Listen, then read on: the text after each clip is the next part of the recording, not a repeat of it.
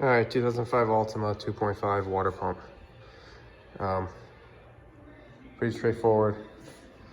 All I have off right now is the engine cover. It's the 4 bolts. Allen head. Okay. The coolant reservoir. It's held in with 2 10 mil bolts. Here and here. Okay. That's really it so far. I mean, I got this cover off, but you don't have to do that. You really don't. So there's a ground here. Okay, you're gonna want to take that off. Just so we have room to pull the alternator back.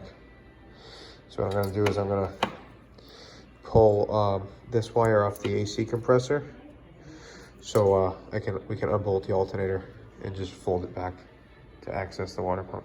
Next we'll undo the belt. The tensioner is right there. It's a 14 mil. So you're gonna get a wrench on that and pull it to pull the belt off the alternator. All right, so then we got 2 14 mil bolts here. You see one up top here and one down there. And then we'll get a pry bar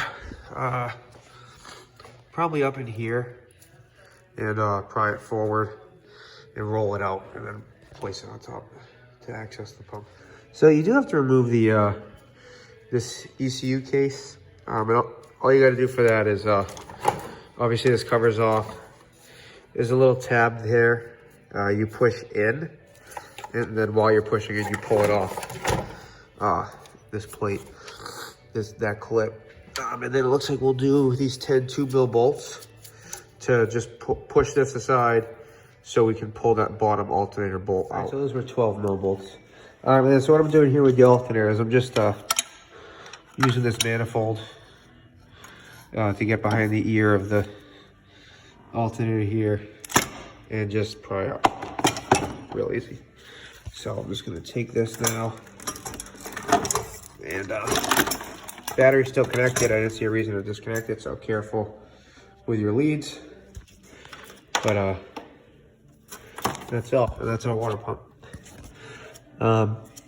So there's these are 12 mil, I think, too. So 1, 2, and 3 on the bottom, and that's gonna come out.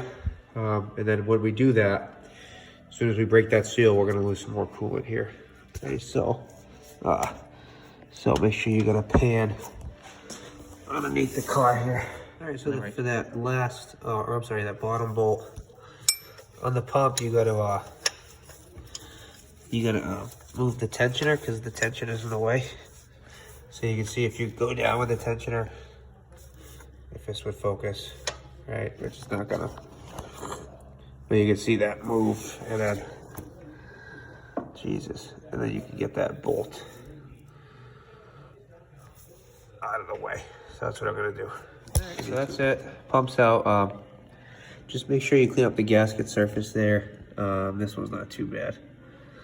So clean it up before you get the new pump in there, and reverse order. And so just a little tip for when you're reassembling the alternator. Getting that in took like 2 minutes. This little collar here is what holds it tight on the mounting bracket. Sorry, this one here. So it does tighten up. That's why we had to use a pry bar to get it out. It does tighten up as you tighten the bolt.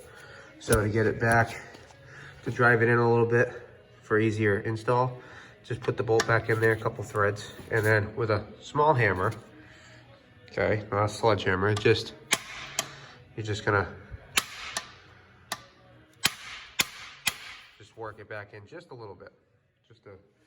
Just a tip. This is